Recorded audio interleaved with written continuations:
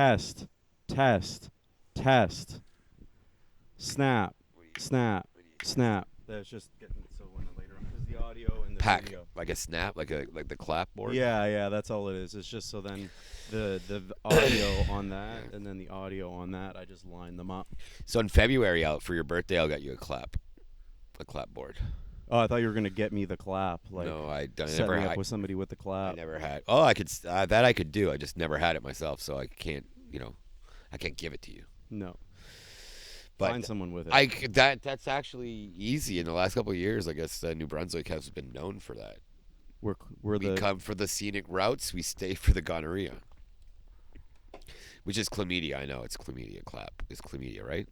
that's I a don't- whole new Explorer NB is I get the don't. clap. Yeah, explore. But I don't know which one is clap. Is it gonorrhea or is it chlamydia? I honestly don't know, and I'm very uninformed with these things. I don't have anything, and I've been told that like. Have I'm you ever been ignorant. tested? Yeah. Yeah. Yeah. I have to. I'm a hypochondriac. I get tested for a bunch of things because I Okay. think I have cancer or I think I have. You liked What About Bob? The movie What About Bob? Bill Murray and the guy from Jaws and Mr. Holland's Opus, Richard No. Dreyfuss. I didn't see it. So he's a hypochondriac, and Richard Dreyfuss is his psychologist, and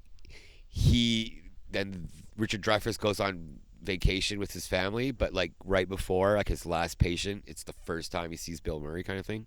Maybe I did see that. That sounds very familiar. And then like they had like a breakthrough on the first one, and like Bill Murray's like, and the guy Richard Dreyfuss is like, you could, Bill, I don't usually do this. Well, he doesn't say Bill because his name's not. It's Bob. So what about Bob?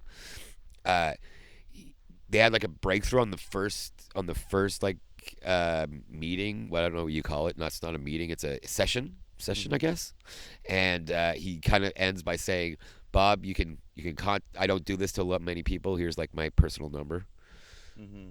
And he goes on vacation, and Bob takes it super literally and like follows him on the vacation. He goes on the vacation with the family, and then typical 90s cliche shit. Buddy comedy setup where. Yeah, so like Richard Dreyfuss hates having him around, but the whole family likes Bob. And Richard Dreyfuss is just pissed off all the time because Bob's ruining his family plans because he had like the first time that he's like going out with his family in a while and stuff like that. And he really wanted to have like a great vacation with his family. And then Bob follows him all around. Mm-hmm. And the family loves him. And every time like Richard Dreyfuss gets like picky with Bob or tries to like ditch him, The family comes in and says, "No, no. Yeah, you're being How an could you asshole. do this to him?" Yeah, exactly. It's like a symptom of our whole generation.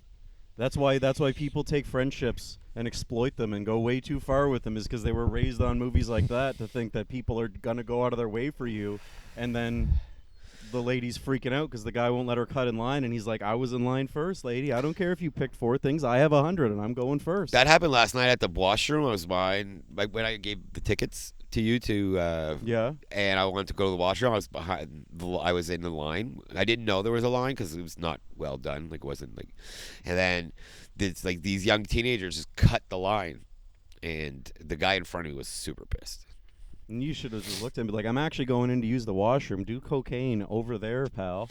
I don't think you do cocaine in the urinals. in the stalls, like in the washroom maybe, but I don't think you do it like in the I don't know. I don't know. I don't know. I know when we were in the bar, we were at a block party last night. Yeah. Bathurst downtown block party, and when we were at the corner of the bar and your uncle was talking and talking and talking, I was like observing, listening, but still observing, and the only bathroom in the bar was just like, it was the powder room. There was like 10 girls would just go into the bathroom and then be like, "We'll be right out," and then just come out more dumb. Is that why they call it the powder room? Like, was it?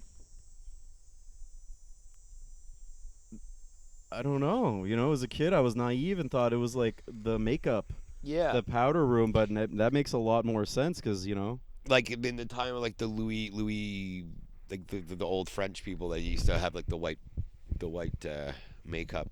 and they don't wear that anymore. So Because tanning was a sign of being poor, meaning you were outside working, and that's why like the bourgeoisie would powder themselves white Mm-hmm. to show that they weren't in the fields and not working outside, not doing labor. That's true. Mm-hmm. It is. And then Jersey Shore just flipped all around. It was like, no, no, no. Yeah, Jersey You're Shore. going to be tan now, That's buddy. what they the bourgeoisie. When I think bourgeoisie, I think Jersey Shore right away. I like, oh yeah, that's exactly what I think. I don't even know their names. I was trying to like Snooky. Snoofy. Snoofy. No, it's Snooky, but Snoofy's a nice name. She looks like a Snoofy. But yeah. So yeah, this is my guest today. Oh yeah, what's Hello. up, folks? This is the Jeremy Scott program. This is my gay. Did you gay- what? This is my gay This friend. is my gay friend, my guest, Nathan Dimitroff. See, the Jeremy Scott program became very inclusive all of a sudden. Been inclusive from day one now. Come on. I want to do a little context here. How we became friends. We've been friends now. We're going on our 2-year anniversary here in like a month and a half. Already? Yeah, we've. You know, do you remember how we became friends? And Michelle's. No. Oh well, That's when we that where our solidified. That was friendship our bloomed, but yeah. we met by fighting on a Facebook post about Joe Rogan. Yeah. But I didn't consider you a friend yet. But that's where real friendship starts. Is Yeah. not liking another person, but being like, I'll tolerate you for a little bit. Yeah. And then Well, a friendship bloomed in a comedian's. you have to be apartment one open night. to other. You're an idiot if you're not open to other people's point of view. Yeah. Like if you have a tunnel vision and you're totally like anyone who doesn't work the way I work is not my friend. That's the worst way to go through life. Cheers to that. Cheers. Cheers to that. Unofficial sponsor. We were talking about that a while ago. New Brunswick Distillery. Shout out. We'll tag you guys in the post. Yeah. I hooked up. It's one of the most popular drinks. They were telling me yesterday, like non-beer or wine products in NB Liquor. It's the highest seller. Mm-hmm. Made out of Bathurst, New Brunswick, my hometown. People that I used to work for, they own the Bootlegger. They have a Caffeine. It's a nice little cafe downtown.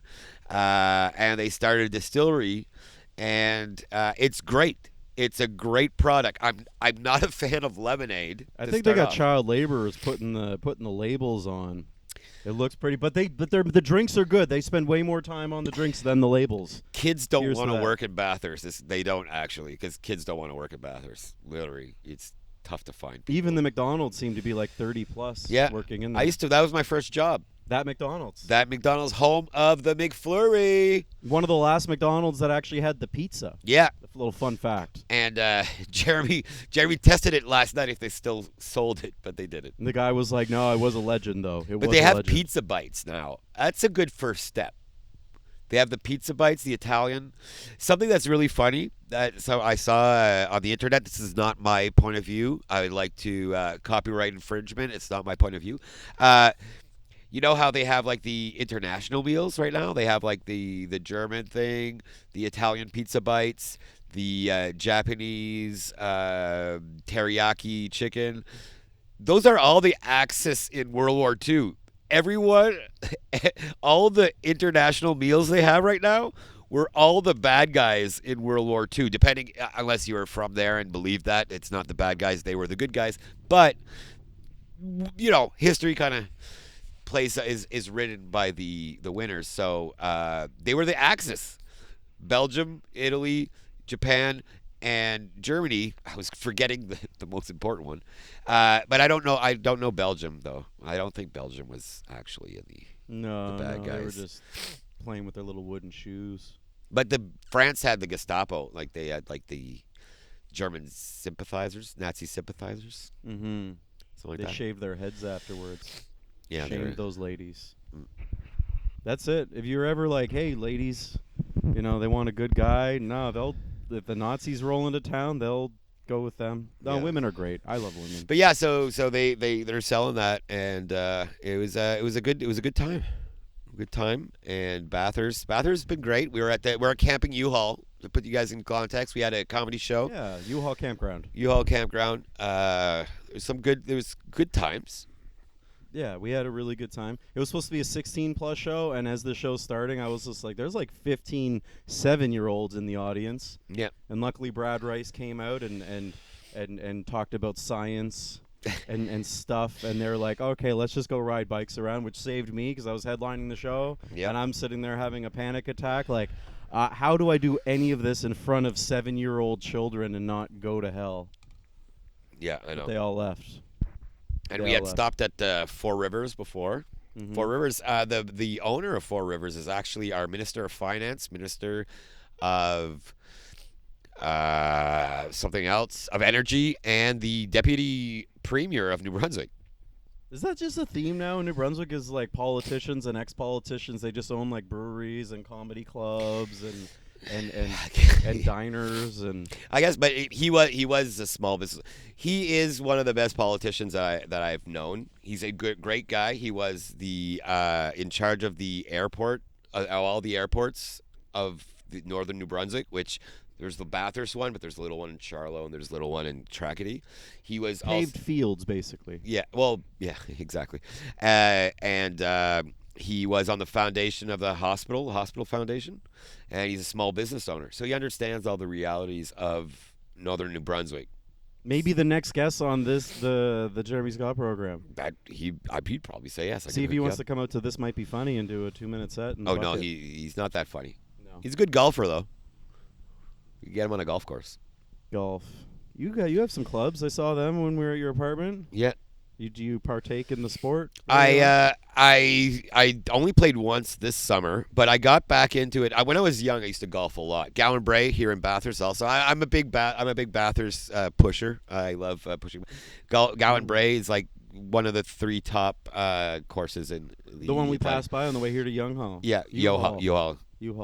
It looks like Youghall. If you look it up and you're like, where's the Youghall deal? And you're typing in Youghall like the moving trucks. It's not that. It's Youghall. Exactly. Youghall. Youghall. There's no N. There's no N whatsoever. I used to play a lot, and then COVID got me into it. It was the only place I could drink with friends. Everyone had to have their own golf cart, so you were socially distanced. Mm-hmm. So I'd just go and I'd play like over 18 holes of golf per day because that's the only thing you could do with your friends. You were outdoors, socially distanced, but you could have a beer and have a physical activity and do stuff. So that's how I got back into it. Then the year after, I was living in Tracadie then, and then I got my membership. I paid for a membership. Shout out to golf carts, the renaissance of drinking and driving. The only way you can drink and drive now is with the golf cart. Yes. Well, legally. I don't know if it's legally, but it's acceptable. Without being looked down upon. Yeah, it's acceptable. Yeah, exactly. I mean, they put so many cup holders in them, and it's not for water. No, you can't. I think that's illegal. I think that's frowned upon. Yeah, not drinking while you're golfing. Yeah. You're a cop. Some kind of agent here. Maybe, yeah. Listening in on our conversations. Yeah. So yeah, the other sponsor of the show today is Nathan.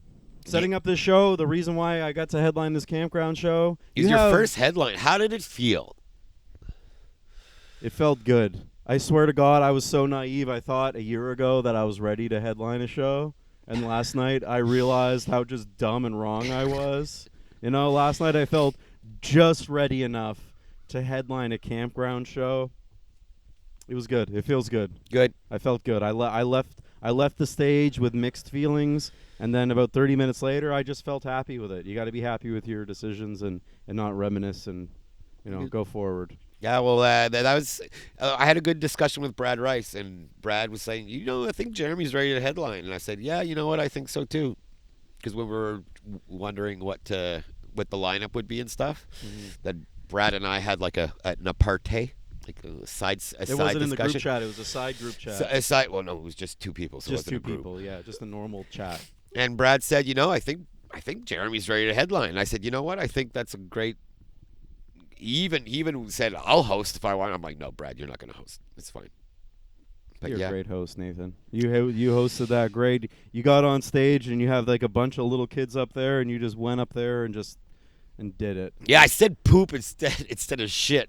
I even said poopy once, and I was like, that's gonna get a laugh out of the kids. They find it funny. Where we are in the campground, like it's outside of the camera, but there's like what is it, a ring toss court or something Yeah, like we that. call it washer toss, but Washer toss. There's a whole bunch of little things. There's a lake there. We're originally going to do the lake, but then I'm like, if we set this up, there's going to be kids with bicycles going by. and they go get the frogs. And they go get the frogs. Yeah. That's what they were doing. So while you were having a shower and I was out here setting up the camera, there was a bunch of little kids here trying to catch a frog. And one of the kids is just like, pick him up by his ass. Pick him up by his ass. And I'm like, we didn't do that. They were already like that. We just want to also mention that when they're saying frog, it's the actual animal and not a derogatory term for French people. Yeah, they don't need to go far to catch a frog. French person here. They're everywhere. But they do try to grab them by the ass. But yeah, so I'm glad you liked it. You did well. Your energy, you were on control. You were in control of it. I loved it. Felt good. Felt good. I went downtown last night and we were just hanging out. Your uncle came with us. Out of the blue. My uncle from Alberta. Not just my uncle like that lives in Bathurst. My uncle from Alberta. Mm-hmm. He's shorter than I thought. Yeah. I thought he was taller. You both made me look tall. Well, yeah, I make everyone look tall, but I'm kind of tall. Yeah. But we were down there and I didn't care about anything at all. Yeah, it was fun. We weren't meeting a lot of people, but I was also just in the state of like, I just headlined a show. Yeah. You peasants do what you want to do. Yep. That's pretty much the exact feeling. You 10 girls go into the bathroom and do your powder, and I'll just sit here at the bar and I got sticky stuff on my arm. There we go. The floor was sticky. The floor was sticky. The floor was sticky. These were brand new shoes that I got yesterday, and like I don't know what it is. The trend with me, I get new shoes, and then I'm like, I'm really gonna look after these, and then just something dumb like that happens. Like I spend the whole night out and I do that too. cover them in sticky stuff, and now they look like I've had them for a month. Yep. We didn't get in a fight with that homeless guy. Yeah, that was fortunate. Yeah. Yeah. It looked like Life PD. It looked like Life PD. I thought it was gonna be like the show like that replaced cops. I think it's Life PD. Oh, that would have been great for a camera crew to show up at that time. Yeah. There's a homeless guy that was like pissing people off and yelling at people, and the sound guy for the music that was going on at this bar. He's in a Fleetwood Mac cover band. Yeah, really good. Marcel Seal, shout out. Looks like he could be like a Grateful Dead fan. Really peaceful, hippie looking dude. And this homeless guy is like yelling at his wife as they're getting in the car, and this guy got out and he was like turning into Hulk Hogan. He was gonna lay this guy out like and it takes a lot to turn like a hippie guy into this angry Hulk Hogan dude. Yeah, he's a really good guy. He looked like a great guy, and I felt bad for him. I was like, there's no need of that. And then the police showed up, and then the police clearly looked like they knew the guy, and the homeless guy, he was like walking up towards me and Nathan while we're on the patio, and he's like, and I'm like, hey man, your ride's here. Yeah, it was funny. And then he's like yelling at us, and then a cop comes over and is like start talking to him, and the guy's just like can't hear what the guy's saying, but I could just see the cop putting on his leather gloves, and I'm like looking at Nathan, I was like, oh well, this is like more than 4K cops. This is like the most high definition cops you're ever gonna get. But they didn't do anything to him. They just let him go. New Brunswick, that's what we do. We just let them go. Yeah. It's so good. yeah, I totally hijacked this. You wanted to go somewhere. You were saying something, and then I totally talked about Bathurst nonstop. No, I don't. No, I we're thought good. Okay, I thought you were going. We're good. Somewhere. You're our sponsor for the show today. Yeah. It's been a summer, man. It's been a real summer. Yeah. We had the Salmon Festival. Yeah. We did this show. Lots of mics. This might be funny. The mic that he had a show that he gave to me, and then circumstances led that show to be shut down. So then I went and started one in another venue and slightly changed the name. And last week we filled the room. It turned out to be a great show. And there's no room for anyone to sit in the main area. Yeah. Like there's people who are standing in the back. They're going to get chairs on the other side. Shout out to Brad O'Kane, Mama's Pub. Great venue. If there's any people that do either music or comedy or any performing arts, really, it's a great place. It's the most beautiful room in Fredericton. It's not the great. biggest room, but it's the most beautiful room. The sound system is perfect for it. Yeah. The staff is great. Actually, someone that works there actually worked for me at the Megalodon at the restaurant in Bathurst. Again, me coming back with Bathurst. Victoria. She comes to a lot of the shows, and Brad does some comedy shows there. They had Darren Frost there. once. They had a wrestler, I forget the name, but Mm-hmm. Brad Rice and Matt Keenan had opened up for him. And now there's this might be funny every last Tuesday of the month. The last Tuesday of every month. It's like it's a Kill Tony style bucket show, except we're not like roasting the people as they're on there. We just have fun and interview them, and it's a fun show. It's a fun show. And also you give feature spots. I think that's a beautiful thing. It's like after a couple of good bucket sets, Jeremy gives you the opportunity to have like a full 10-minute set on it. Yep. And they get a few bucks with it and Yep. a beer. And it's a great venue and the crowd's growing. So I would suggest you guys to go earlier because there was no seats. Like Yeah, you got to get there early. the Doors open at comedians- 7. You got to get there early. Yeah, exactly. Yeah, and the food's great. They The have bartenders, man. The bartenders. The show we did the other night, because we went and did a mic in St. John. I'm not going to name the place. I love the owner. He's really cool. But the lady that he had working that night as the bartender, very negative, had a Yeah. scowly look on her face. She was playing crap music. We know she was playing crap music because she came up and she's like, hey, if you guys want me to change the music. She knew that it was crap. It was mid-2000s hip-hop. Yeah, but the A few of them is okay, but Yeah, the we- whole lineup that's of the just thing. that. When she asked, if she would have asked us like after 10 minutes, we would have definitely said, yeah, Yeah. let's change it. But we had just walked in and No Diggity was playing, and it's a good song. Yeah, You know, Blackstreet, it's a good song. but like, We were like, oh no, we're Change it. dancing. But then it was just nonstop. Black Eyed Peas was playing, a lot of TLC. But TLC, I like TLC. My first interracial crush was Left Eye. I found Left Eye was the most beautiful woman that Mhm. existed. I loved Left Eye. I would have chased waterfalls. I would have. For like her. waterfalls. Yeah. You're so yeah, we're in agreement. Bartender sucked. Yeah. Not a good bartender. I even asked her because I wanted what are their signature drinks. Like I'm not a big one outside of like a beer or a basic vodka cranberry, but they do a really cool espresso martini. So I was like, here, can I get the espresso martini? She's like, I'm not sure. I'll have to look up the recipe for that. And I'm like, I don't want your first mixed drink to be my first mixed drink or Yeah. my first drink of the night. So we'll just leave that. And then I was like, hey. I've never seen you here before. You must be new. She's like, yeah, I just started a little while ago. I only work one day a month. One too many. Yeah. Well, I think it's once a week. Though. Once a week. Yeah, once a week. Still, But why once, put one her too on a many. Friday? Like, that's the thing. Why put her on a Friday? She didn't even know there was a comedy show that night. We walked in there like, yeah, we're here to do the show. And she's like, oh, there's a comedy show tonight? I didn't even know. I was like, well, should know. It's on Yeah. It was right on the calendar. It was right on the beside- calendar. She's saying it, and there's a calendar right beside her that says comedy show on that. There was nothing Yeah. else written for that night. Yeah. But Anyways, off of the crappy bartender, that's the key. Is like even if the venue has some like not a great Hiccups. bathroom, but a great bartender and a selection of drinks. Yeah. And a smile. I know. And a smile. But sorry, bartender. When I say a smile, I'm not talking about just women bartenders. Like I don't want to say like women have to smile more. But like she didn't have a personality. No, She had no cheese whiz, like we say in the industry, because cheese whiz makes personality. Remember that commercial? Mhm. Cheese whiz is personality. No. It was like between the bar and the dollar store for her, and the bar called first. Yeah. Yeah, it is what it is. It was just the job. Actually, that's a good reference. She did look like a Dollarama worker. Yeah.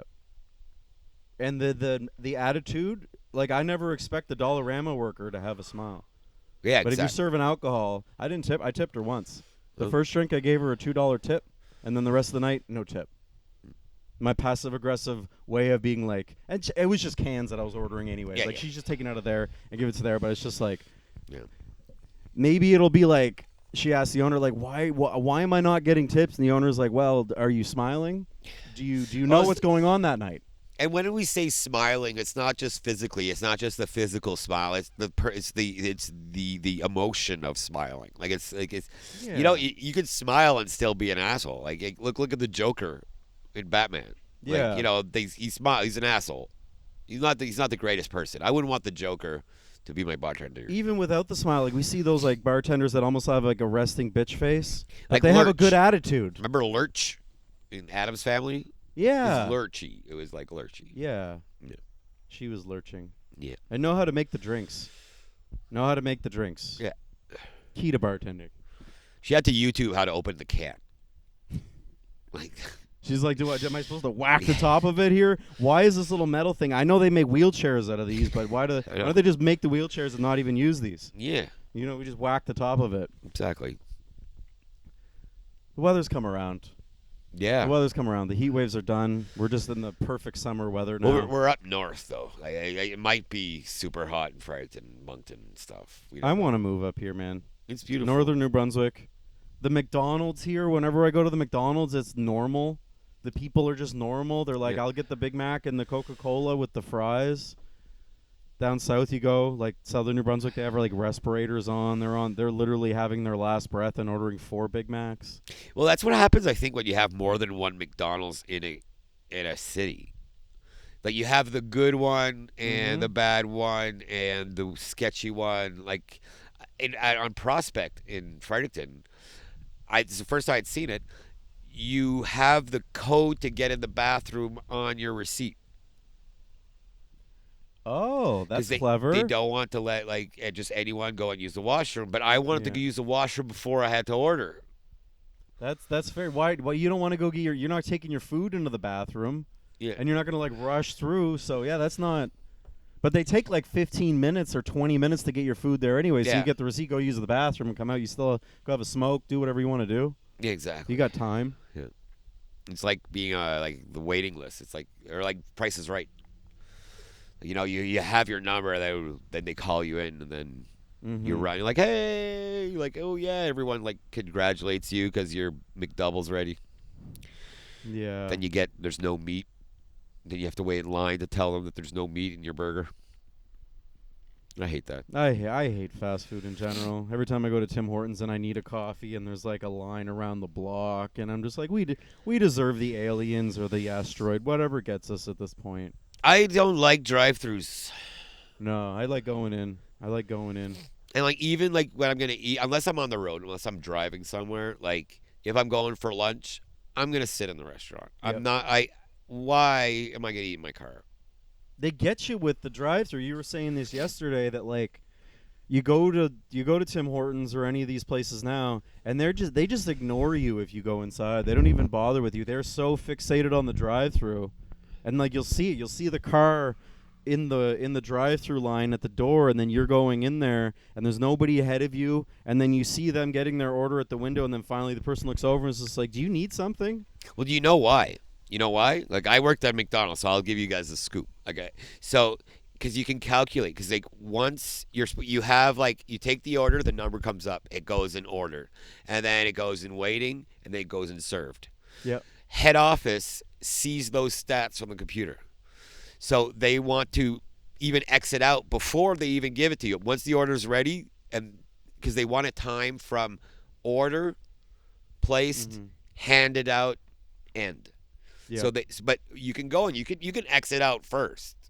I worked at McDonald's when I was in high school, and I remember we would get in trouble for that. Oh, yeah. Because we would cheat the times, and then sometimes we would exit the order out. So if you're ever ordering junk food and you're just like, hey, it's been forever, haven't they got it? And then they give you some excuse, it's because the kid in the back is trying to cheat those numbers and just gets rid of your order off the thing before it's in there. Then when they screw it up, then you get in trouble with the manager. But if you don't screw up, the managers are actually proud of you. Yeah. At St. Hubert's in Moncton the other day, I went through the drive-thru to get some stuff for Lara and I don't think Daphne was there at that time. But we ordered something. I was waiting, and then someone passed after me, and then the girl walks out with the order, and I'm like, "Oh, ma'am, I think that's mine." She goes, "No, it's not all." She gets angry at me. And I'm like, I think that's mine. I was here before all these cars just parked. You're bringing an order out. It's mine. I'm very sure. And it was 2 quarter chickens. It's nothing that takes a long time. 2 quarter chicken. She goes, oh, no, I know what I'm doing. And I worked at St. Hubert's. I know what I'm doing, too. But I didn't say anything. She comes back out. This is your order. It was 2 full racks of ribs, a quarter chicken, a poutine, and a kid's meal. And I'm like, no, that's not. Mine was a quarter chicken breast and a quarter chicken leg. Then she's like, oh, I'm sorry about that. Then she comes back, yeah, you're right. you should have told me something because that guy left with your order. I'm like, I did tell you something. People. Takeout, man. Takeout. That's why I brought the propane in the stove. We didn't even use it, but I'm sick of takeout. I went to a place in St. John like 8 months ago, and it was like very similar. I was standing there. I ordered a specific thing. I added extra things to it, and I saw it go down the chute, and it was there, and I knew it was mine, and then the worker picks it up, and he hands it to another guy, and I'm like, I'm pretty sure that's mine. He's just like, no. I hands it to the guy, and then that guy opens it up, opens up the wrapper, touches the burger, and it's just like, this isn't my order. He puts it back in and then closes the box and puts it back. And then the guy's like, oh, no, this is your order. And I'm like looking at him, and I'm like, I don't. He just touched that. I don't want that. That guy is looking at me like I'm calling him dirty, and the cashier's looking at me like, why are you being such a stuck-up, man? And I'm like, I just paid $22 for this burger. Can I just have my money back? Everybody there thought that I was a prick. That's and I had to tell 5 people that day to be like, this is what happened, and they ought to be like, no, you're not a prick, Jeremy. I'd be like, I'm not a prick. No, you're a prick for other reasons. But yeah, but not for that reason. Not that reason. No, not whatsoever. Like, we have that difference about how, like, you want to put my beef jerky in the fridge, and I don't care about it being in the fridge. Mm-hmm. So there's certain things I'm fine with. If someone else touches food, other than people cook it and put it in the plate or put it in the box, you're done. No, you can't have it's illegal. It's actually illegal. Yeah. That's why they bring, which I don't like. They bring the takeout box for you to box it. I used to like when they boxed it. Mm-hmm. But I understand like some people would screw up, like you say you want to box and that person, so some people would frig around with the food so you don't know what happens when it's in the back. Yeah. That's why they changed that. Which I understand because I've never seen any, like in the places I worked, but I even seen actually at St. Hubert sometimes they'd actually refresh the fries. If like someone had like a handful of fries and like some chicken, and they'd take it to leave because they were in a hurry, not because they were going to eat it like hours later, but they were like, oh, they had a call and something.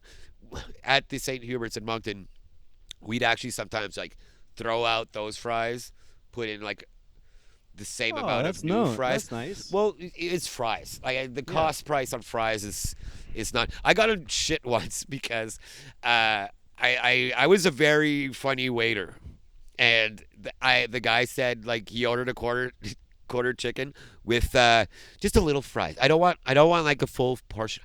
I just want some fries. I'm like, how many fries would you like? He goes 14. So I brought him out 14 fries, and he was angry at me. And like he asked to talk to the manager, but he literally asked for 14 fries, and the manager's like, "What seems to be the problem?" Like, "Yeah, well, your waiter's being sarcastic with me." She's like, "What do you want?" I said, "Well, I said just a little fries." He asked me how many. I said 14, and then he brought me out 14 fries. And she's like, "Okay,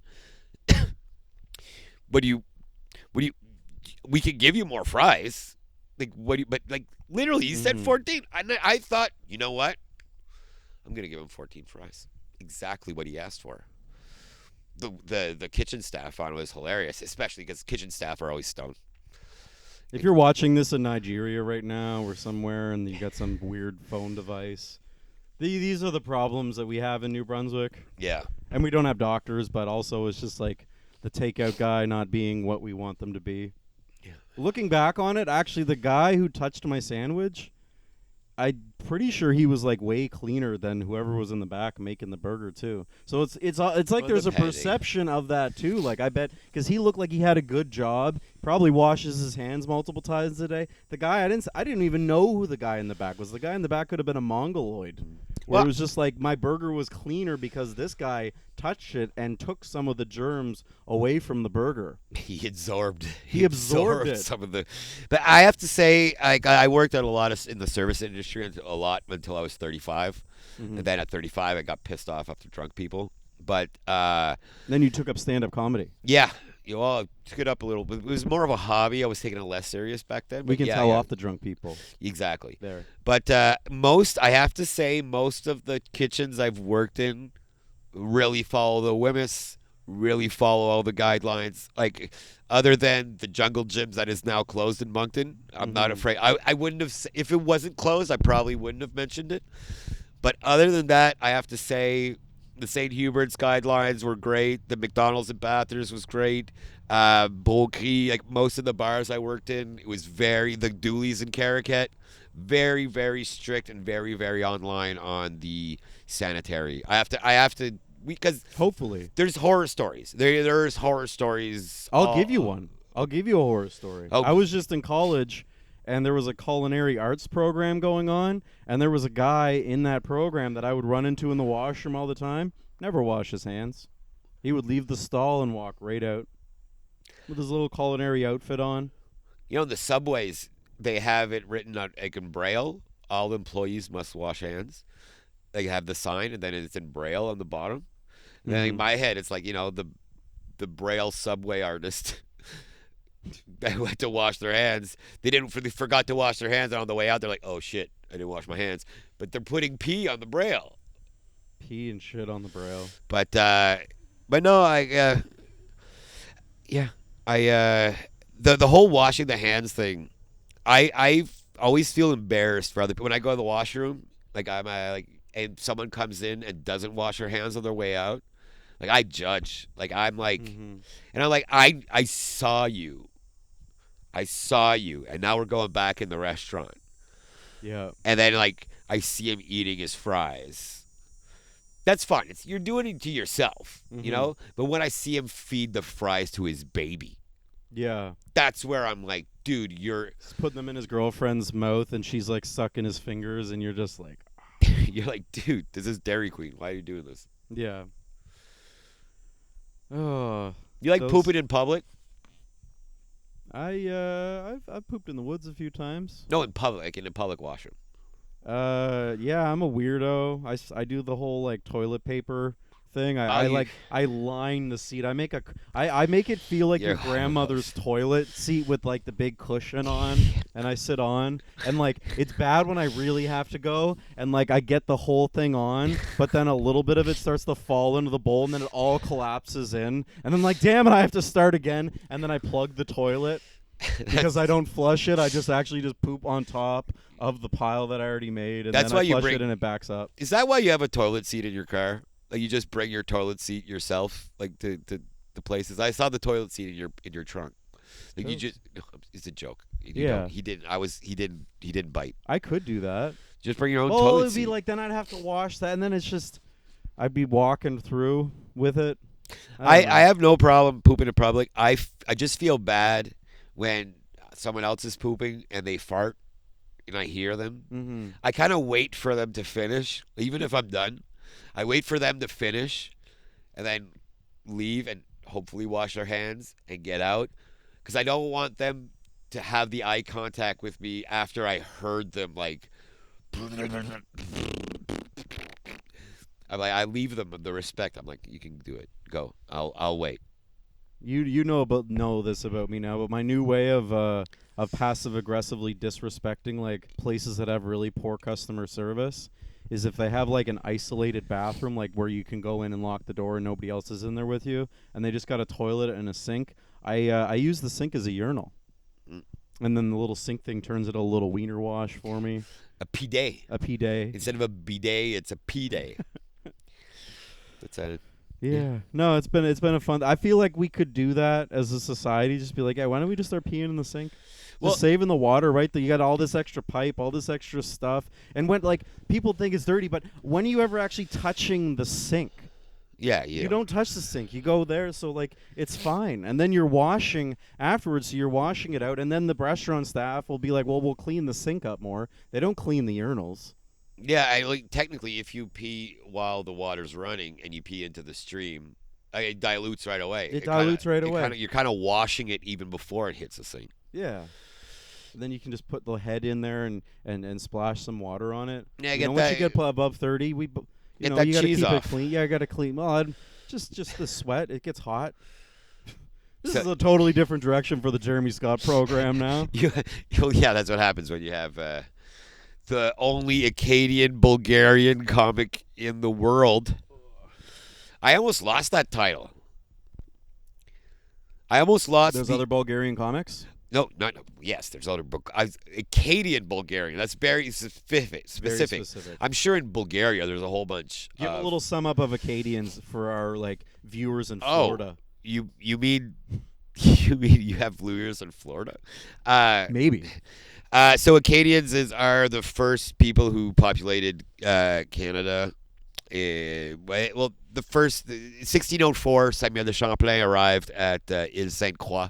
Is St. Croix for people who pass through, like close to St. Andrews? Yeah, the island, St. Croix Island. You're not allowed to go there. It's like forbidden. Yeah, well, that was It's on the international line. It's like the only island that I want to go to now is the one I can't. That's where they first arrived, and then out of all the people that arrived, 88 people died of scurvy. I think you call it in English. Scurvy. I'm pretty sure it's scurvy because of lack of vitamin C. Yeah. Okay. Cool. We're on the same page. No oranges. And yeah, because the oranges were way better on the mainland of New Brunswick than in that little island. And then they went to Port Royal, 1605. That's in Nova Scotia. A lot of people think that l'Acadie is New Brunswick, but technically Nova Scotia was the first.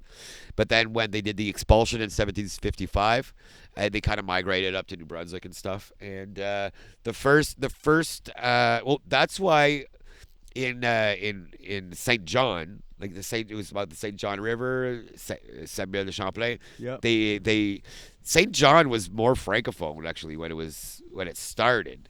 Then the English came in, they incorporated it, which is Saint John is the first incorporated city in Canada. You know that? I'm from St. John. You might not know that. We're and we're a bunch of hooligans. You know what? Stop that. I was one of the St. John haters, let's say like 7 years ago. It is a great city. It is a great city. It is, and like, it's a great little big city. It's a little big city. My girlfriend and I had our first date there. Mm-hmm. And since then, like, we kind of go there here and there. We saw Cypress Hill in May there. And I've been liking it way more. Like, it wasn't until I moved away. The first time that I took a trip, like an extended trip away from St. John, I really appreciate not just St. John, but just New Brunswick in general. Because as a young guy, you live in New Brunswick, you're like, I need to get out of here. I need to go. And then you go and you're like, whoa, the people back home are way friendlier, have more common sense. I'm going to say this, and we're going to run to a bunch of people today without any common sense. But just, yeah, and then St. John just has that vibe. Now that I've been living in Fredericton for a long time, I miss nicer. St. John. But also, I have to admit, like, the last, 10 times I've been there, the weather has been way better than all the previous times. Mm-hmm. Like, usually it's foggy and shitty. But like every time I've been there lately, it's pretty good. I went to eat at Italian by Night. I love the summer there. The summer there is good. It's cool.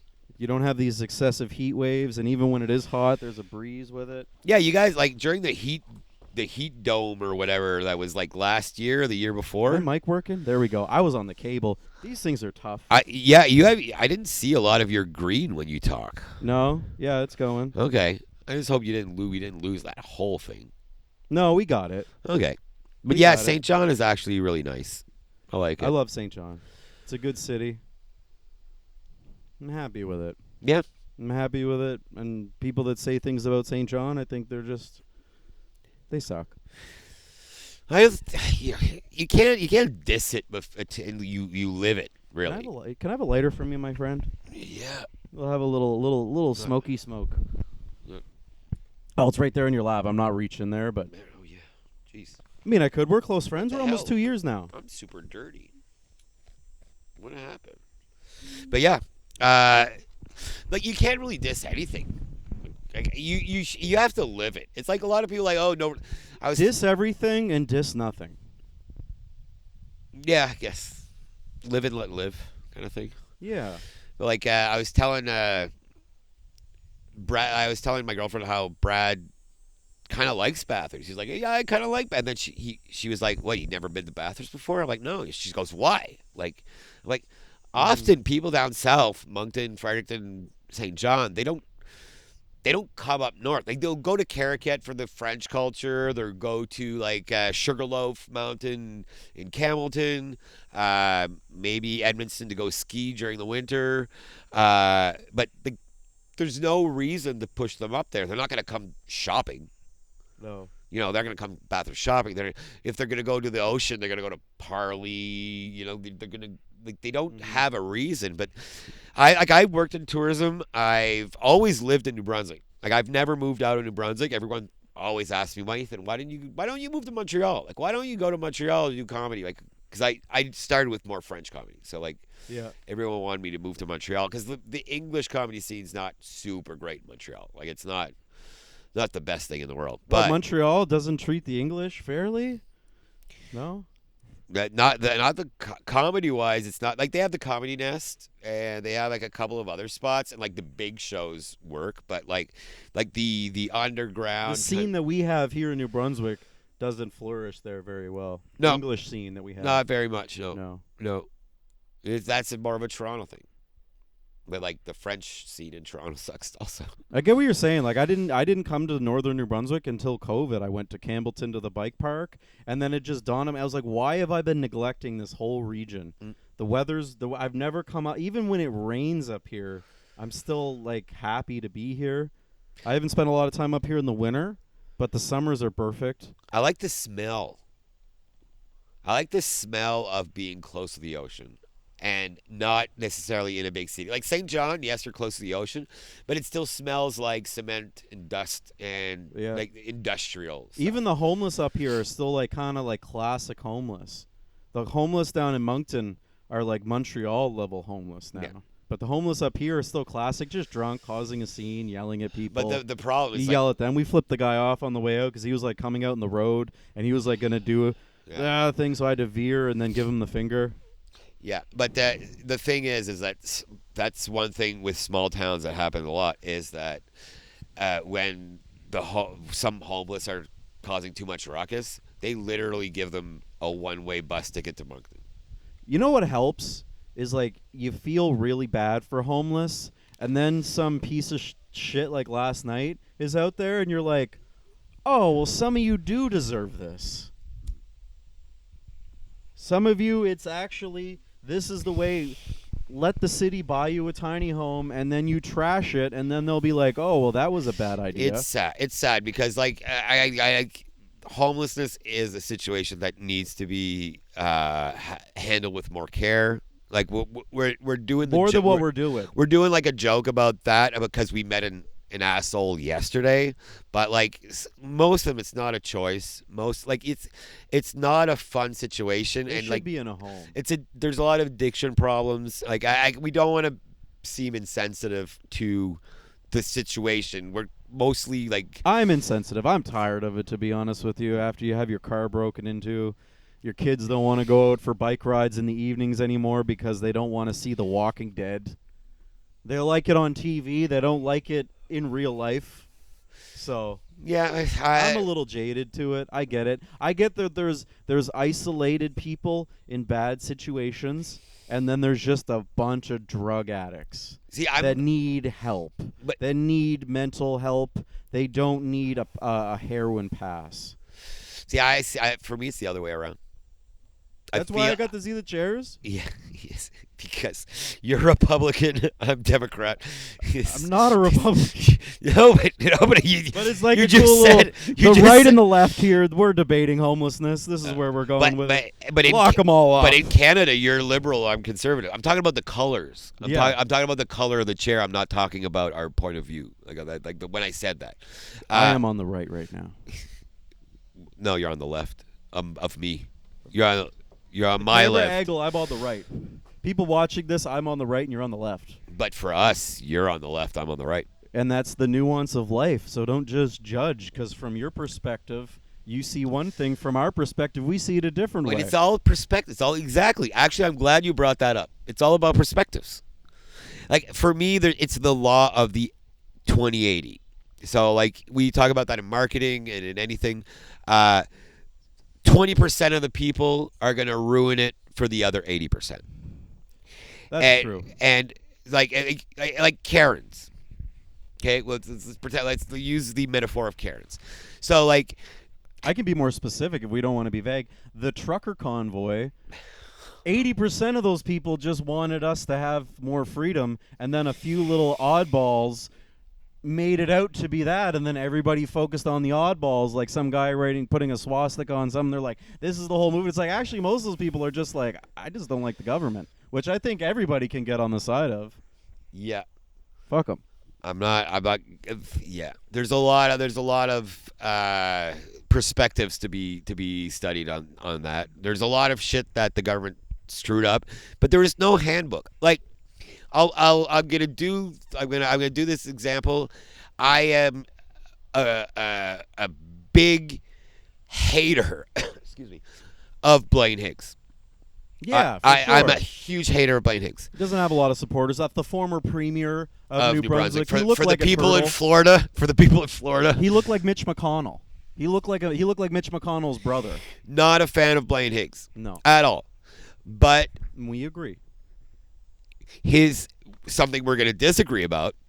His handling of COVID, I was for it.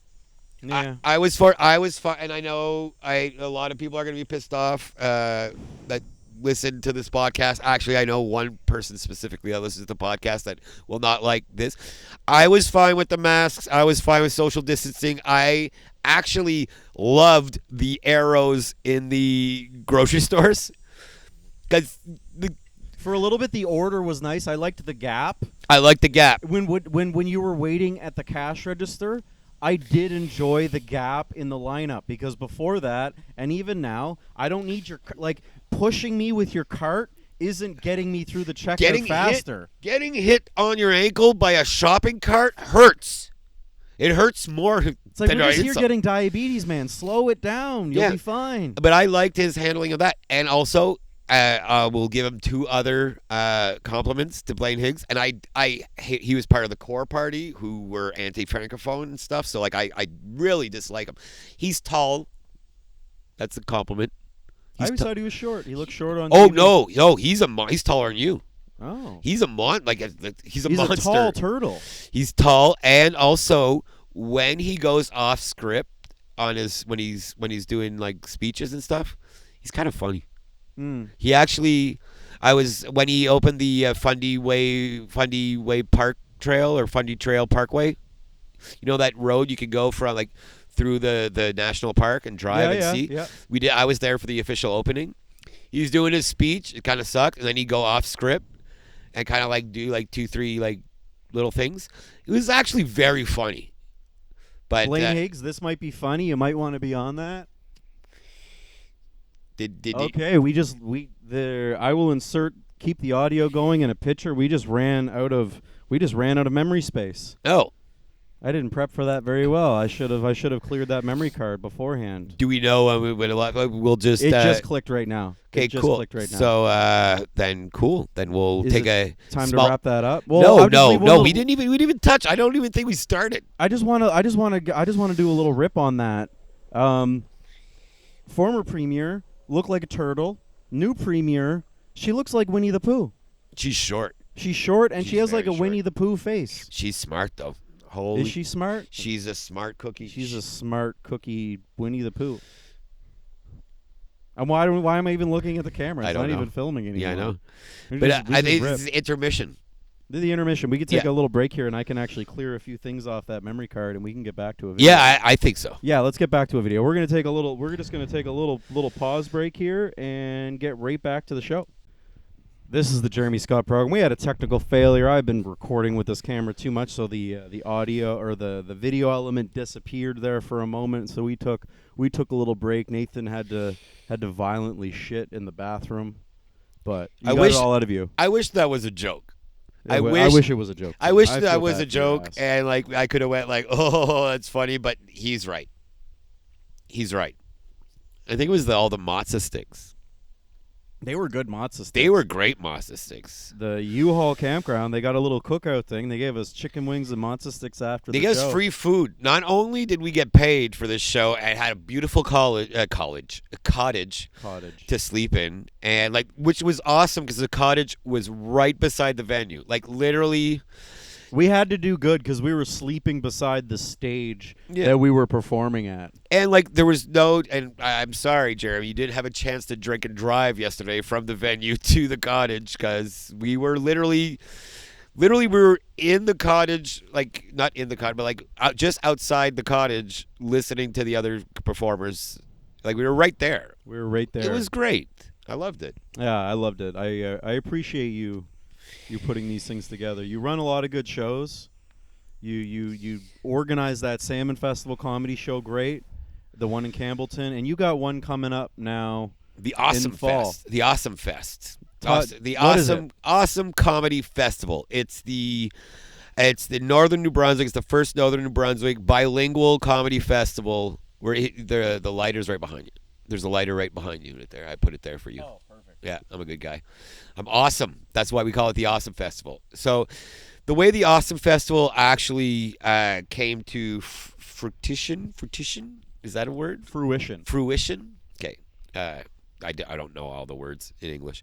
Like you say, I was like helping. I was doing shows for the Salmon Festival for a while. Amélie, Justin, and Mark were involved. Mark's not involved anymore, but in the festival itself. But Justin, Leonard Skinner, everybody. yeah, Justin and Amélie are still involved. And they were thinking about. I was running. At the start, I was doing the shows for the festival. Then they were like, you know what, Nathan? Can you run the comedy portion of the festival? Like you hire the comics and stuff. This year we had you, Brad Rice, and Jeff Pinnell, and I. Last year was Michelle Lynn Petit, Jimmy McKinley, and Mike Patterson, who is the spokesperson of the Awesome Festival for the next couple years. We're gonna He's have performing in the Awesome Festival. Oh yeah, he's a comedian. He's on every show. Nice. That's the deal. He's like either hosting or on the show, and the Mark, the guy, the accountant guy, he's always wanted to have a comedy festival in Campbellton, and last year with Mike Patterson, they were like it could be done, and we did it, and we just sold out all our VIP passes this morning, August 2nd, 3rd. Are we 3rd today? The 3rd? You guys are giving away a Nintendo Switch 2. Nintendo Switch 2, if you buy It's your hard pass. to get console. Expensive. Yes. And also, there's other prizes. You get, like, there's $100 at a Pronto restaurant. If ever you're in Campbellton, the Pronto Italian restaurant, Italian Bistro, is... You pointed that out when we were there. You're like, I Yeah. ate there. It's really good. Oh, it's super good. Not just really good. Really good is, like, it's really good. But it's a beautiful place. Shout out to Keegan, the chef there. He's really good.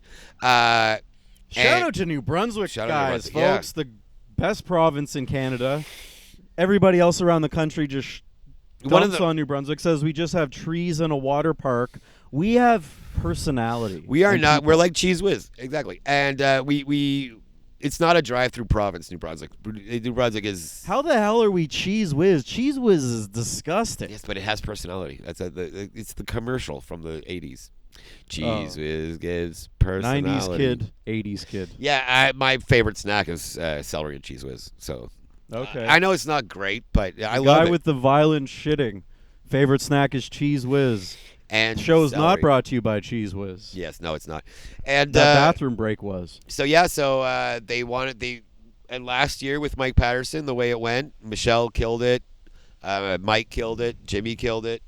I did pretty good, and we decided we're gonna do this awesome festival, and it's gonna be awesome. It's from September 16th to 20th, the week before moose hunting season, because you don't do comedy shows on moose hunting weekend because no one comes out. You don't do comedy shows in moose hunting season. You don't do comedy shows on Easter weekends and like family holidays. This is New Brunswick Day long weekend. Perfect time for a comedy show. Yeah. Well, in a campground, especially. In a campground. People are on vacation and doing stuff. And so this year we have our English headliners are James Mullinger, the New Brunswick import. Yep. He's a big name in New Brunswick. Not from New Brunswick, but he has made it in New Brunswick. And he's doing shows all over Canada. And a guy with a great first name, Nathan McIntosh, originally from Halifax, so he's a maritimer. I haven't heard of this guy. He did the Jimmy Fallon like 3 times. He did the Colbert show. He did late Representing nights. the Maritimes Yeah. on the late night shows. He lives in New York now. Like he's super funny. We won't hold the New York thing. He against played at him. Punchlines Comedy Club a couple of times also, and even when it was Chuckles, like back in the day. And in French, we have Philippe Laprise, who is a great Quebec francophone comedian. Mm-hmm. He was on TV shows. He had his own shows on Vrac TV. He had his shows. He was on Sortez-moi d'ici, which is a great reality TV show that he did. All their money goes to charities and stuff. And then we have 6 New Brunswickers, 3 women, 3 guys. We have Lynn Woods, great comedian. Lynn Solange just started off. She's taken everything by storm. She's like my favorite Lynn. Oh, she's great. She's great. And Caitlin Dean, which is cool. I didn't know. Great girl. Great girl. Super generous, super smart, super funny. Which I didn't know when I booked her. She actually has a whole bunch of family from Campbellton. Her mom and dad are from the Restigouche region, so a whole bunch of her family had never seen her do stand-up comedy are going to have the chance to go see her during that weekend. Shout out to Caitlin Dean. Caitlin all Dean. of our open mics. When I first met Caitlin, she'd bring half the audience to the mic. Thank you for giving me an audience. Caitlin. Funny thing. I was the night I met Caitlin, I was judging a roast battle at the Five and Dime. It was full. It was at the Five and Dime. It was full. That was the first time that we met me. We had our little Facebook interaction that night or Yes. before that, but then you were one of the judges that were like, you picked me, you pushed me through. I won a round because you sided with me. I was like, we are going to be friends someday. Well, you were good. You have. It's like I say, point of views do not make someone a bad or good comedian. Point of views don't make someone a bad or good person. It's what you do with the point of views, really.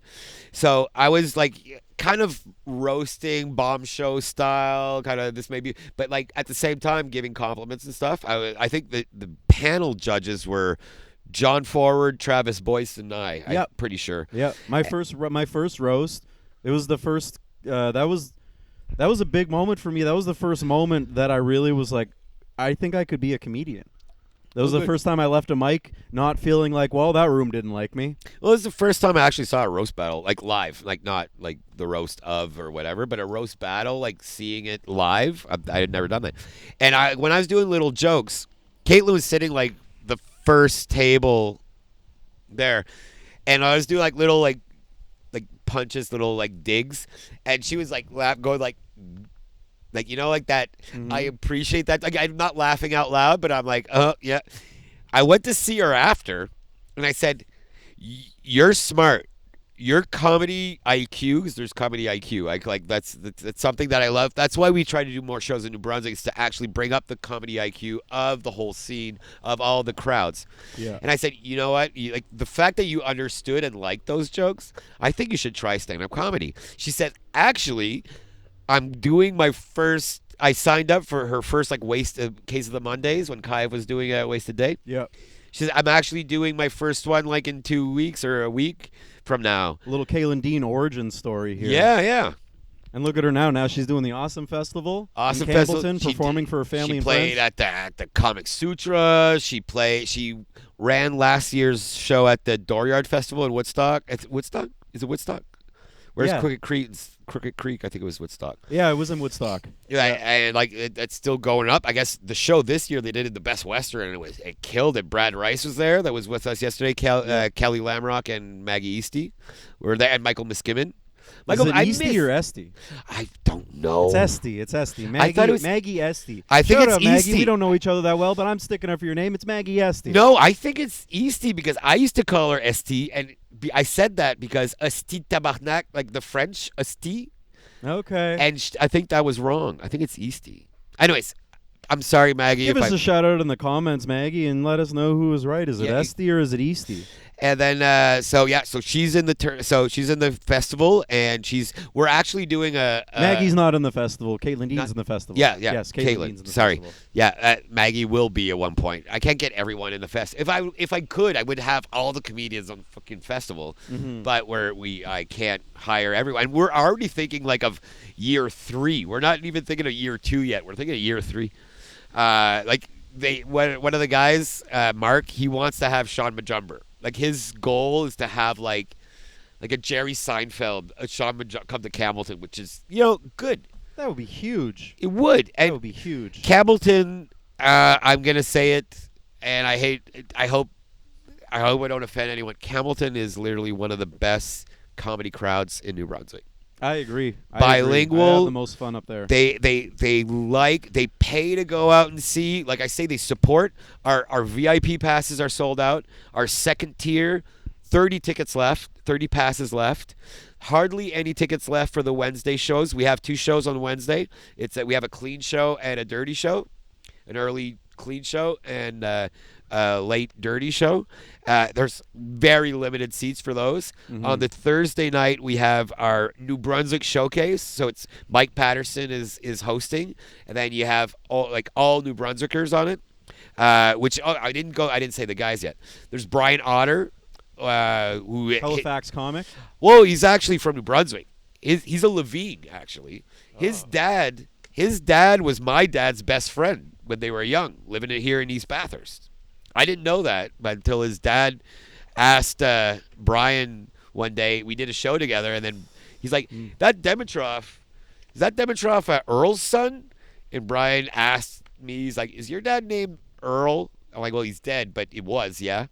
And R.I.P. Nathan's dad. He was a good guy while it lasted. And Ryan Whitaker is going to be in the show.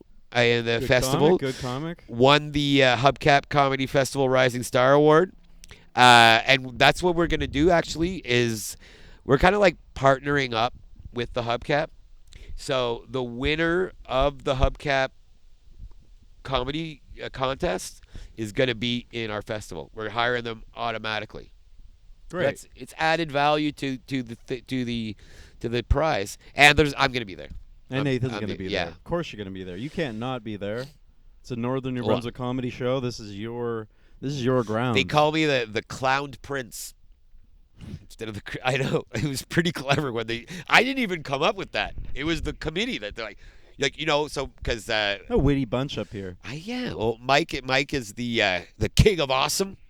Mike Patterson, if you don't know Mike Patterson, shout out. He has the TV show called Parle-moi de ça, Ottawa, or Let's All French, Ottawa.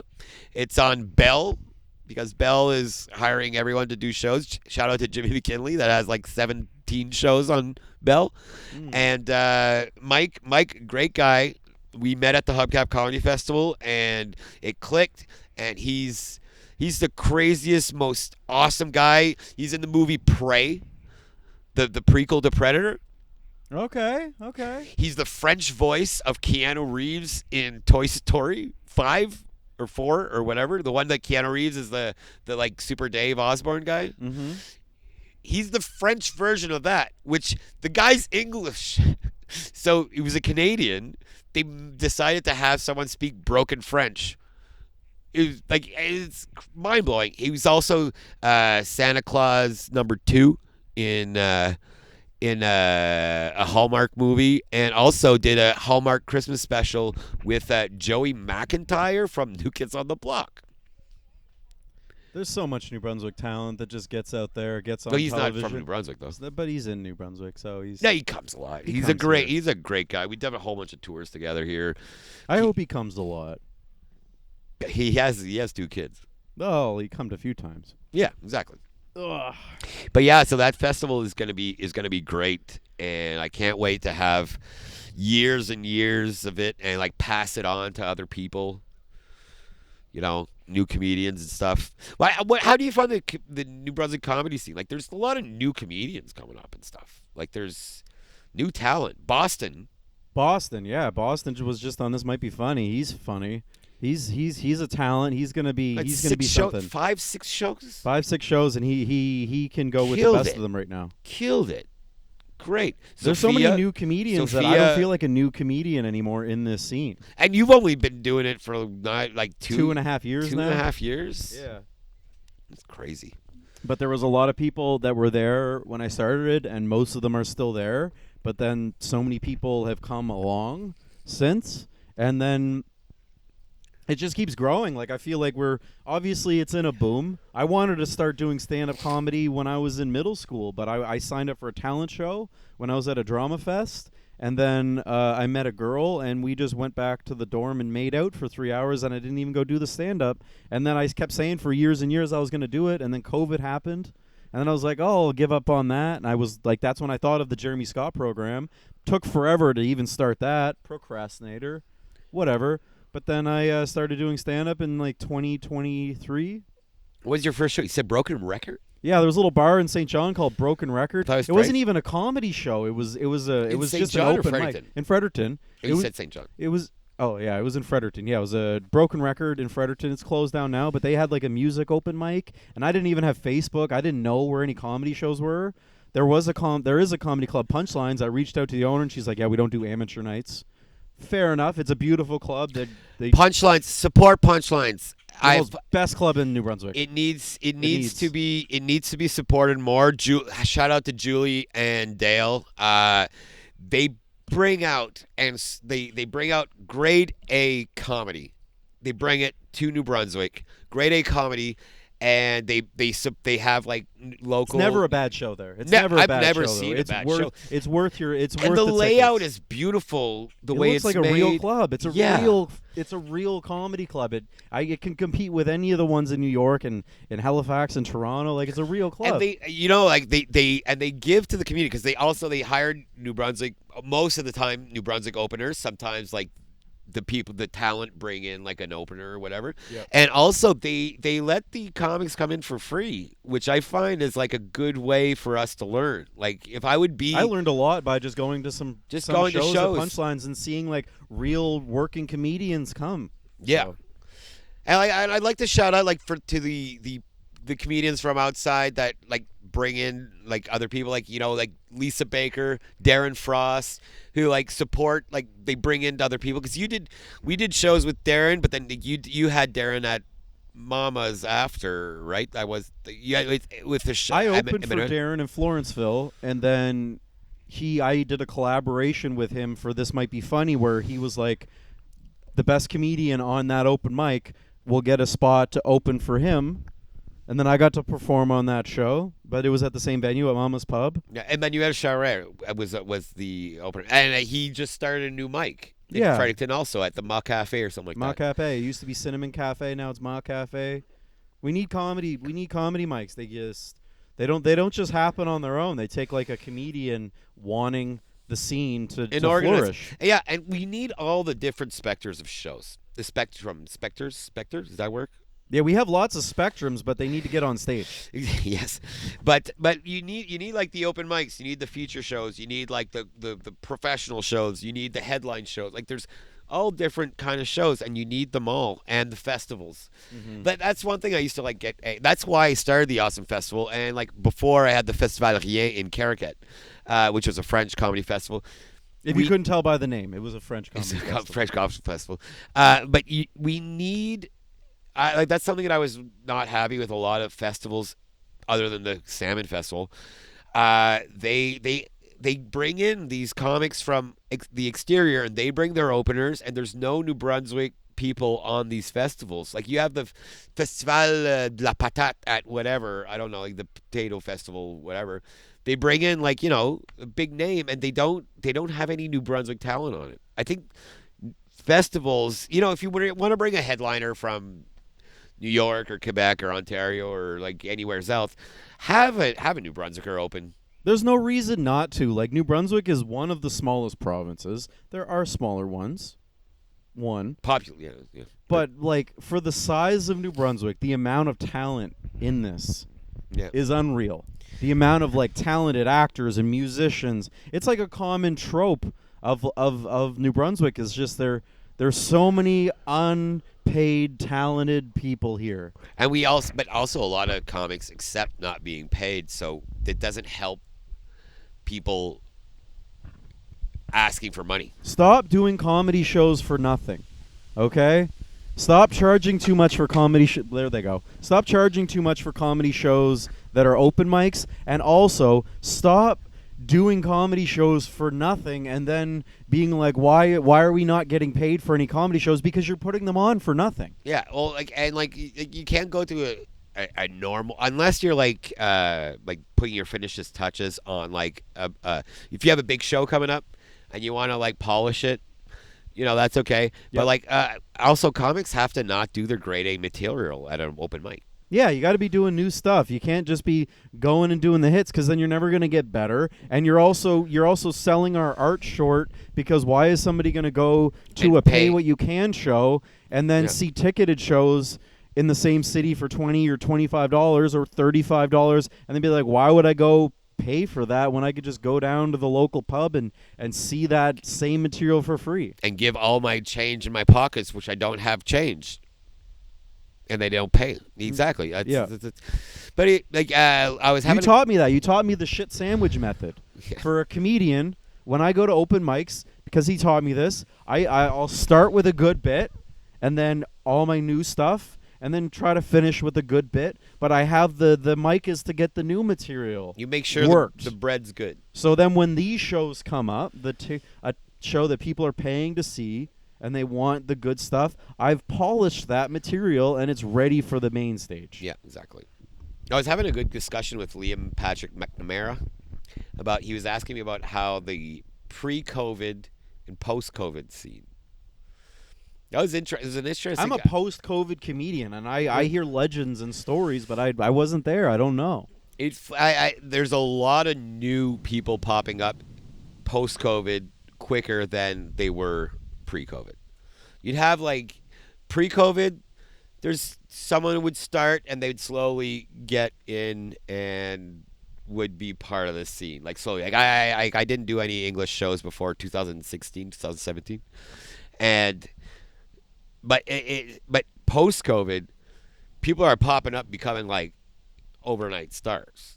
Not stars, but they're overnight fan favorites kind of thing. Like Boston. Boston's done 6 sets, and then he's just taken off. Super strong. Lynn Solange. Yeah. A lot of great New Brunswick comedians that are just coming right out of the fold in the past 6 months. Yep. It's good. It's a good scene. I'm happy to be a part of it, Nathan. You're good. You're gonna be a pillar. Let's say call a pillar. I'm not giving up. Good. Well, no. Not giving up. I've slept in my car. I've slept outside.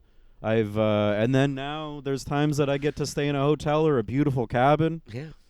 Yeah. Literally, when we were in Camelton, you had a nice hotel room. I had a hotel room, and I had your to sundown. Yeah, and I had to tell because I posted a picture of it, and then I had to tell some friends because I was just they were like, "Wow, that's awesome, really, really cool." I was like, "Let's just be fair here. I wasn't posting the deck that I slept on. I didn't post the van pictures of me sleeping in Walmart parking lots. Yep. The couches, the dogs biting me on the couches that I'm sleeping on. Yep.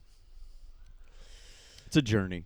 It's fun, but it's a journey. fun. I feel very fortunate for 2.5 years, the things that have happened. Good. And I can't say that I would be here without you. You've been a great mentor for me, Nathan. That actually, you taught me a lot. You took me under your wing very early on. And that actually touched me. I was talking about that to Liam the other day because Liam and I, because now I live in Moncton. Liam and Patrick. That shout out to Good Brew. Anyways, this winery in Riverview, it's an awesome spot. You should go get some wine there.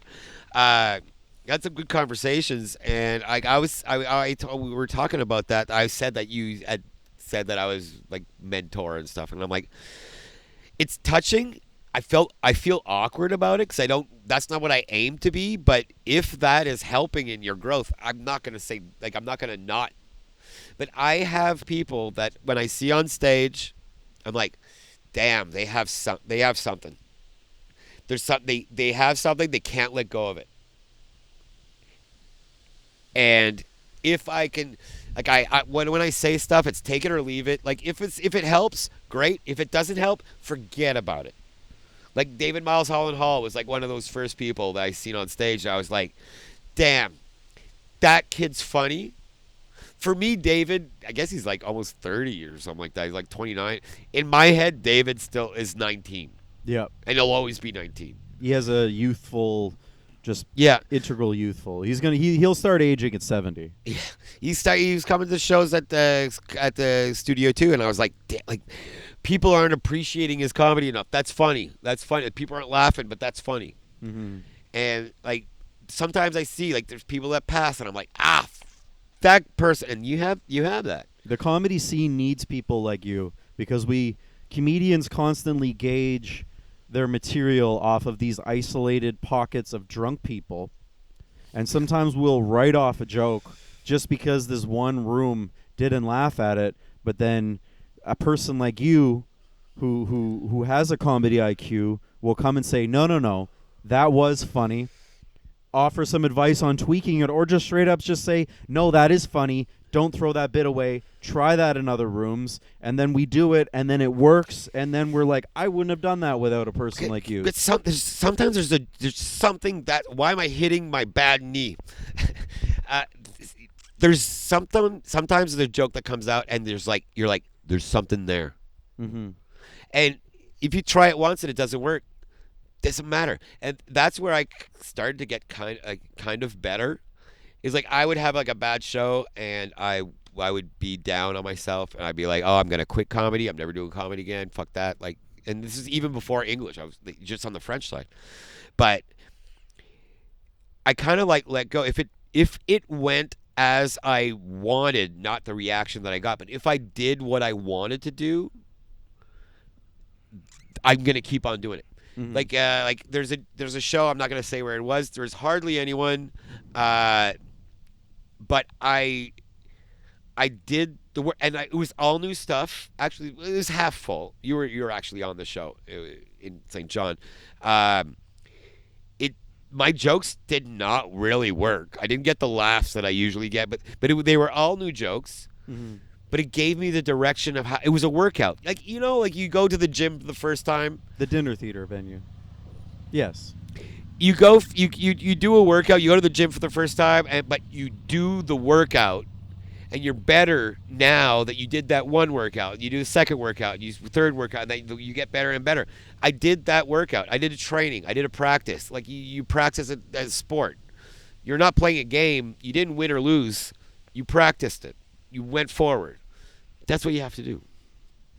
That's how you got it. Where I find what solidified our friendship. That's why we'll circle back before ending this thing. You were talking about how it was the Joe Rogan and then the roast. Yes. What for me became like the cataclysm is when after the Matt Wright show you came back to Michelle's. Mm-hmm. We stayed up till like 4 o'clock, 4:30 in the morning talking. Just talking, and like you were down. You were kind of down because I had some bad shows recently before that, and I was getting a little bit frustrated. Yeah. Felt like I was putting my best in, but I just was missing those beats, and I didn't have a mentor. Everybody would just say, "Hey, great show, man," or they would just ignore me.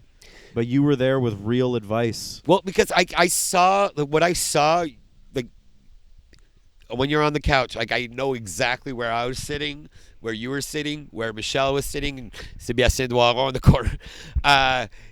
I was like, I remember being right there.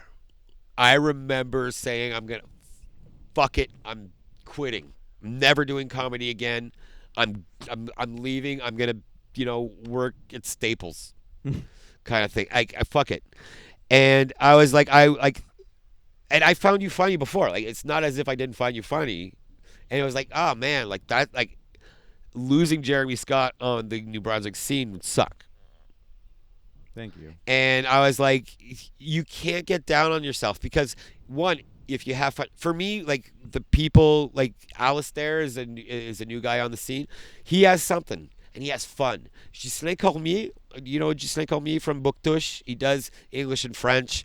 He did a couple of furnace rooms lately. He was on the French show in Campbellton the night before you were there. Okay. One thing I love about this guy, he has the most fun in the world. When he's on stage, the joke works. It doesn't work. When it's when he's on stage, you don't notice. After the show, like if something didn't work and stuff, we'll talk about. Like he does go like, "Oh man, like that didn't work," but what I shit. In the moment, he just loves But it. in He's the having moment, he's having the most fun he's ever had in the world, and it's like just like seeing a kid open up a gift. They don't care what's in the box as long as they're opening up a gift. You know what I mean? The joy of unwrapping the paper and like, oh, they don't know what Pajamas. it is. Yeah, Yeah. socks. This is the best. But if you have respect and love for stand-up comedy, there's no freaking reason you should stop. No reason. No, and I get that. You put more of a love into it for me.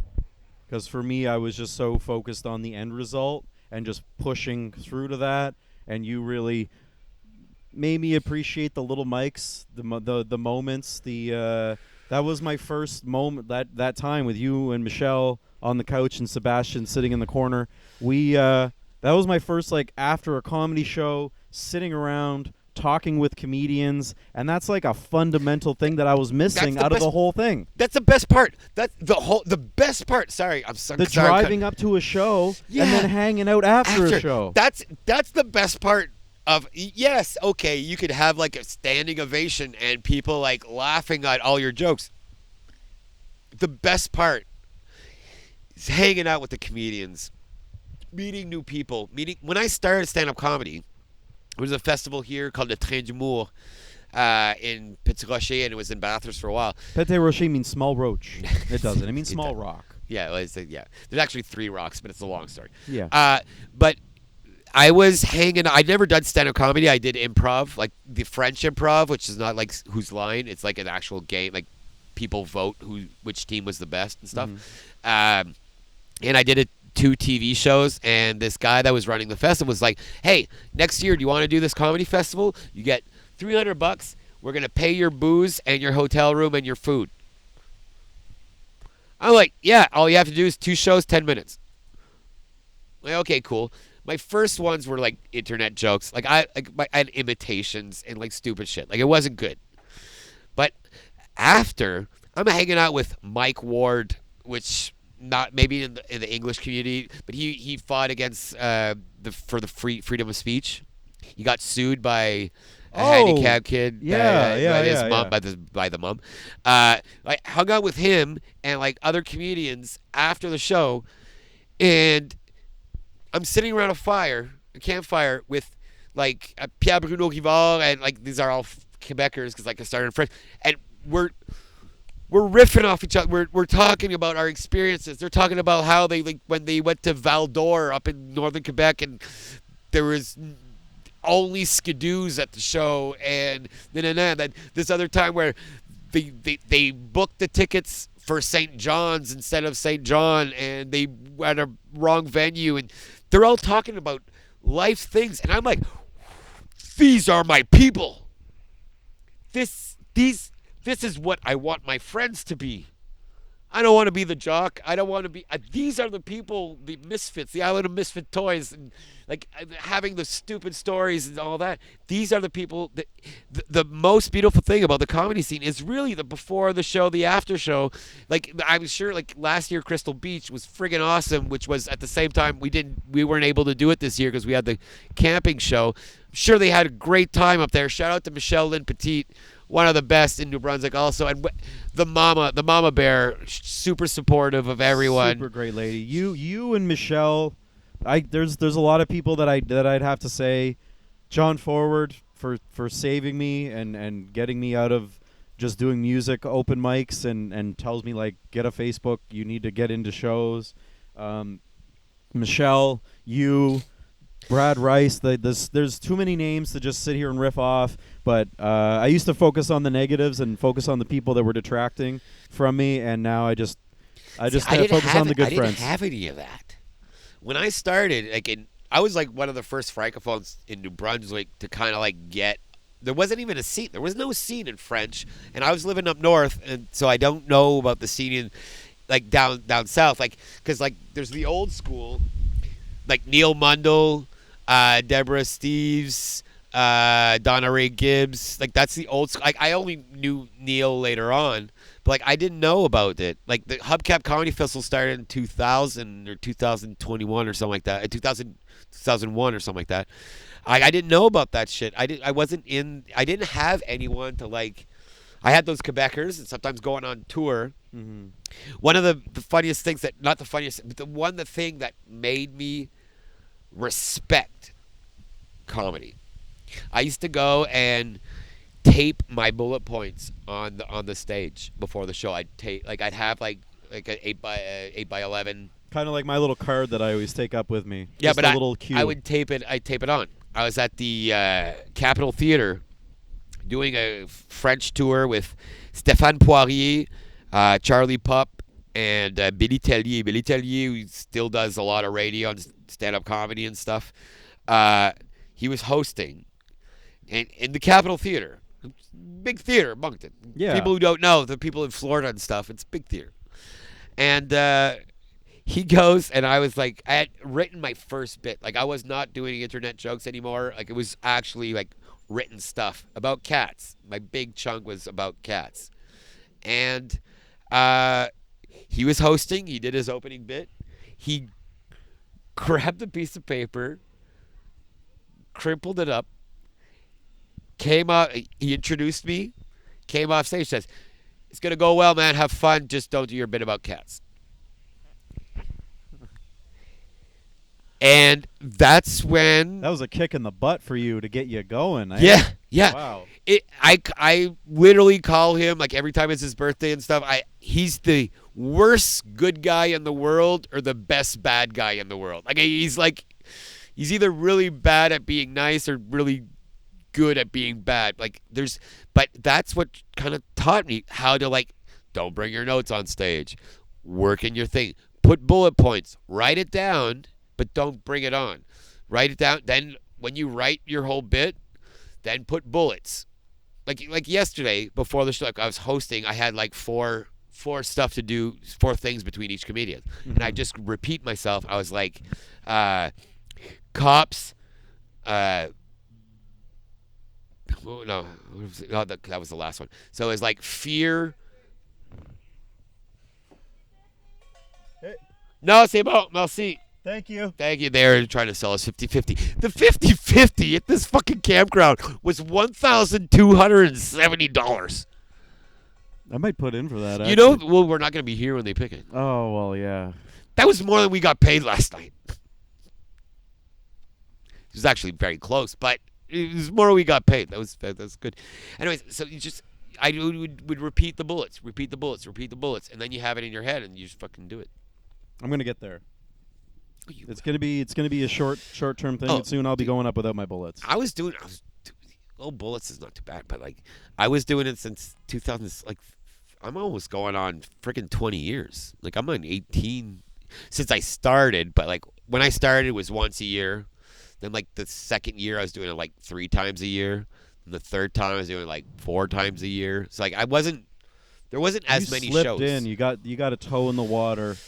And then just slowly went in, and now you're in. Now you're just swimming across the river and making shows everywhere, and like Michael bringing Phelps. comedy up. You're bringing the scene up, Nathan. Well, The New Brunswick comedy scene. We're gonna end it on this. Okay. The New Brunswick comedy scene would not be where it is right now without you. No, there are nice. lots of people that have contributed to it. I'm not discounting them, but you are an integral part to this scene, and we owe a lot to you for this. And I thank you. Thanks, but like we have to also like shout out like the Hubcap Comedy Festival, the Punchlines Comic Sutra, who is new into building the scene, but like No Jokes Barred in St. John. No There's Jokes a lot Barred, of comedians that started there. Longest running open mic. Yeah, longest running open mic in St. John. In New Brunswick. In New Brunswick, yeah. The longest consistent running open mic.